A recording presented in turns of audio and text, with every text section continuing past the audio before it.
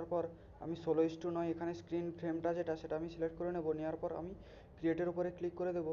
ক্রিয়েটের উপরে ক্লিক করে দেওয়ার পর আমি এটা কেটে দেবো। কেটে দেওয়ার পর আমরা এখানে এই যে ডান সাইডে দেখতে পাচ্ছ টোল বক্স, সেটার উপরে ক্লিক করব। সেটার উপরে ক্লিক করার পর এইখানে তোমরা একটু নিচে চলে আসবে। নিচে চলে আসার পর এখানে এই যে দেখতে পাচ্ছ ক্যাপিটাল টি, সেটার উপরে তোমরা ক্লিক করবে। ক্লিক করার পর এইখানে তোমরা একটু নিচের দিকে স্ক্রল ডাউন করে তোমরা চলে যাবে।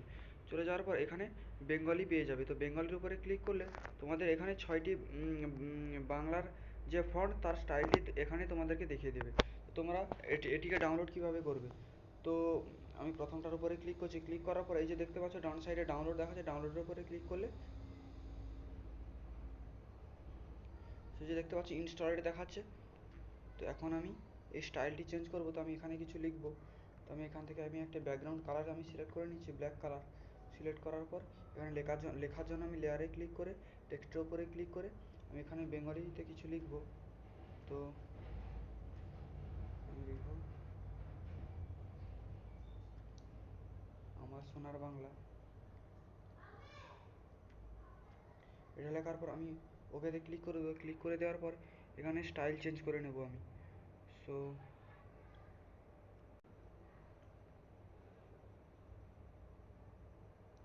এখানে এডিটের উপরে ক্লিক করে এখানেও স্টাইল নিয়ে এ ফ্রন্ট দেখতে পাচ্ছ সেটার উপরে ক্লিক করে এইখানে তোমরা স্টাইল চেঞ্জ করতে পারবো। মাই ফ্রন্টের উপরে ক্লিক করে এই যে দেখতে পাচ্ছ স্টাইলটি, এটা তোমরা চেঞ্জ করতে পারবে। বেঙ্গলিতে ক্লিক করে এইটা দিয়ে ওকে করে দিলে দেখতে পাচ্ছ বন্ধুরা বাংলা লেখার স্টাইলটি চেঞ্জ হয়ে গেছে। তো বন্ধুরা এইভাবে তোমরা তোমাদের কাইনমাস্টারে যে কোনো বাংলা ফন্ট অ্যাড করে তার স্টাইল চেঞ্জ করতে পারবে।